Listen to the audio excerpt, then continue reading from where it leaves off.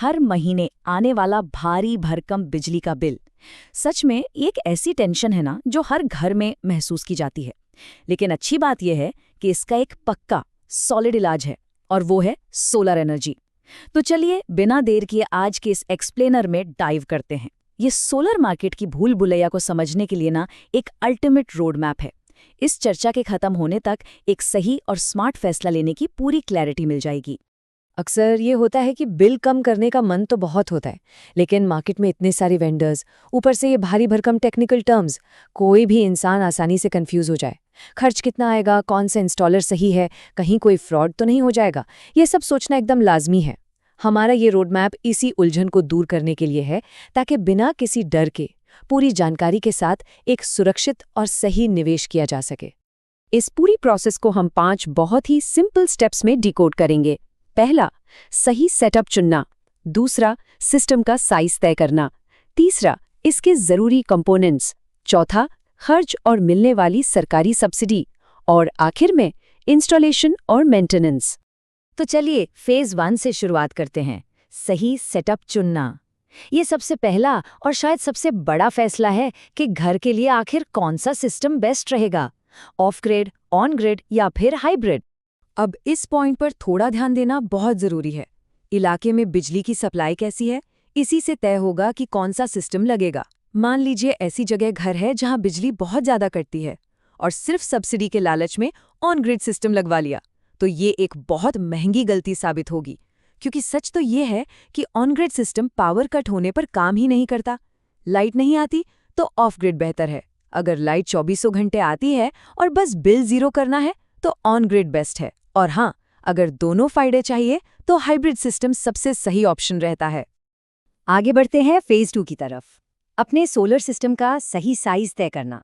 इसके लिए ना एक बहुत ही स्मार्ट और सिंपल ट्रिक है। बस पिछले 12 महीनों के बिजली के बिल उठाइए और साल भर की कुल खपत का अंदाजा लगा लीजिए। यहीं पर एक बहुत ही सिंपल सा मैथ्स काम आता है। एक नंबर याद रखिए, 1400। ये नंबर बहुत काम का है। 1 किलोवाट का सोलर सेटअप एक साल में एवरेज 1400 से 1450 यूनिट्स बिजली बनाता है। बस अपनी साल भर की खपत को इस नंबर से डिवाइड करना है और सिस्टम का बिल्कुल सही साइज सामने आ जाएगा। है ना एकदम आसान। चलिए इसे घर के रोजमर्रा के अप्लायंसेस से जोड़कर समझते हैं। अगर सिर्फ लाइट्स, पंखे और टीवी चलाना है तो 1 किलोवाट काफ़ी है।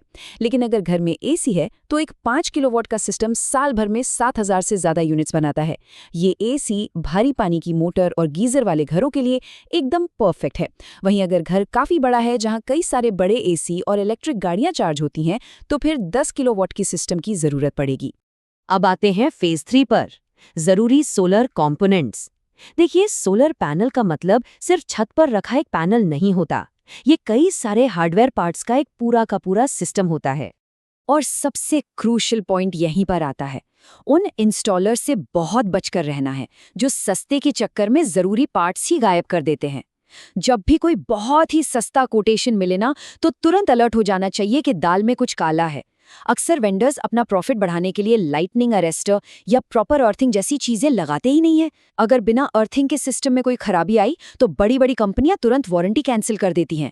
इसलिए सेफ्टी और क्वालिटी के साथ कभी भी कोई भी समझौता नहीं होना चाहिए।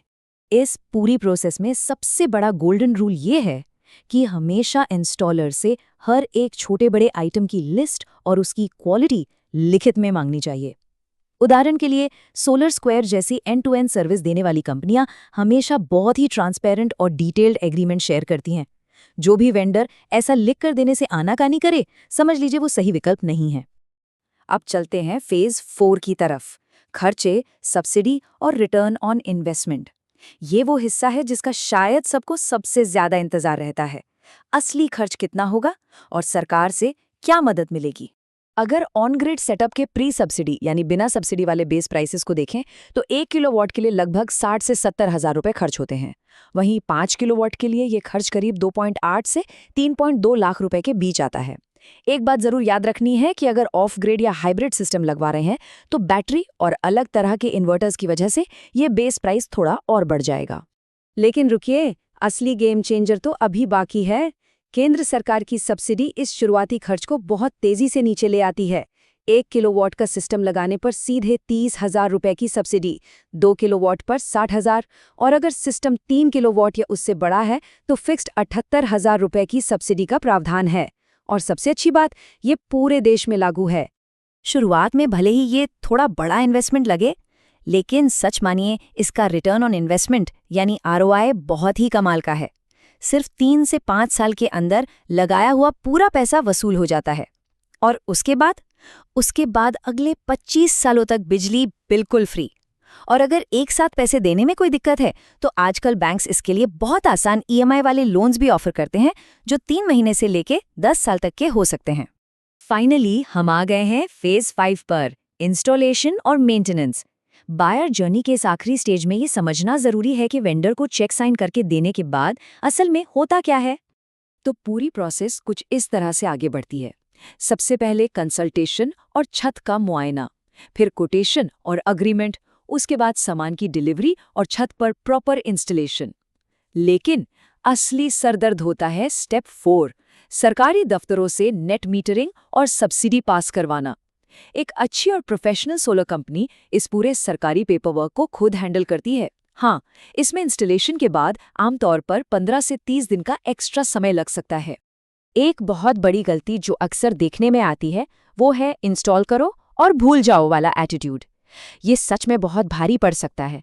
अगर पैनल्स पर महीनों से धूल जमी है, वायर्स चेक नहीं किए गए हैं, तो सिस्टम बिजली कम बनाएगा और वारंटी भी खतरे में पड़ जाएगी। इसीलिए टॉप टियर कंपनियां आजकल बेहतरीन मेंटेनेंस प्रोग्राम्स ऑफर करती हैं। वो सिर्फ सफाई नहीं करते, बल्कि ये गारंटी भी देते हैं कि पैनल से तय मात्रा में बिजली जरूर बने। अपने इतने लंबे समय के निवेश को सुरक्षित रखने का ये सबसे बढ़िया तरीका है। तो इस पूरे एक्सप्लेनर के बाद अब सोचने वाली बात यह है कि शुरुआत कब हो रही है।